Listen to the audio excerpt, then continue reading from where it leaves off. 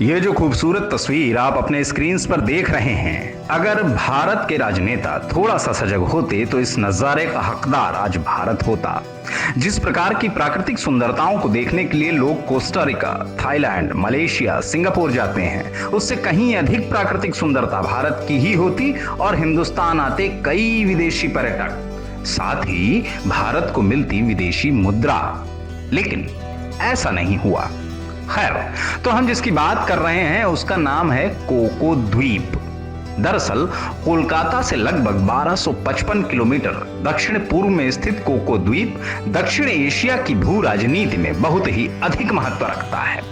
भौगोलिक रूप से अराकान पर्वत से जुड़ा हुआ और बंगाल की खाड़ी में डूबा हुआ, यह भारत के अंडमान और निकोबार द्वीप समूह के साथ एक रिश्तेदारी साझा करता है। आज इस पर म्यांमार का अधिकार है।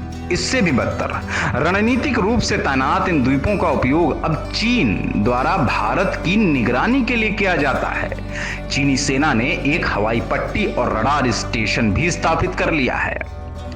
तो यह द्वीप भारत के हाथों से फिसला कैसे? आइए जानते हैं। दरअसल इस नुकसान की जड़ें स्वतंत्रता के लिए भारत के संघर्ष के उथल पुथल भरे दौर में मिलती हैं। भले ही ब्रिटिश साम्राज्य ने भारत पर अपनी पकड़ छोड़ दी, लेकिन उन्होंने इस क्षेत्र में प्रभाव बनाए रखने की मांग की। प्रमुख द्वीपों पर रणनीतिक नियंत्रण पर ध्यान केंद्रित करने के साथ ग्रेट कोको द्वीप और लिटिल कोको द्वीप सहित कोको द्वीप समूह के लिए बातचीत शुरू की गई थी। इन वार्ताओं के दौरान भारत के नेतृत्व को एक महत्वपूर्ण निर्णय का सामना करना पड़ा। दुर्भाग्य से रणनीतिक समझ और बातचीत कौशल की कमी हिचकिचाहट के साथ अवसरों को चूकने का कारण बना।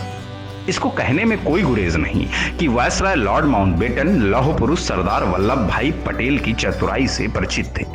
उन्होंने संचार उद्देश्यों के लिए द्वीपों को ब्रिटेन को पट्टे पर देने का प्रस्ताव रखा।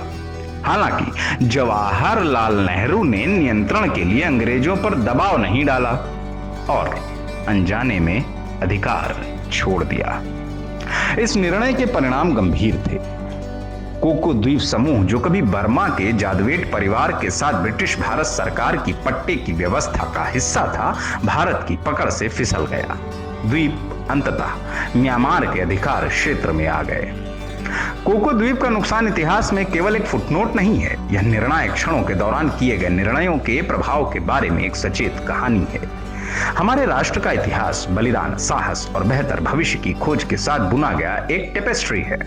यह सुनिश्चित करते हुए आगे देखें कि अतीत की गलतियां हमें एक मजबूत, अधिक सुरक्षित भारत की ओर मार्गदर्शन करती हैं। यथार्थ समाचार की विशेष रिपोर्ट।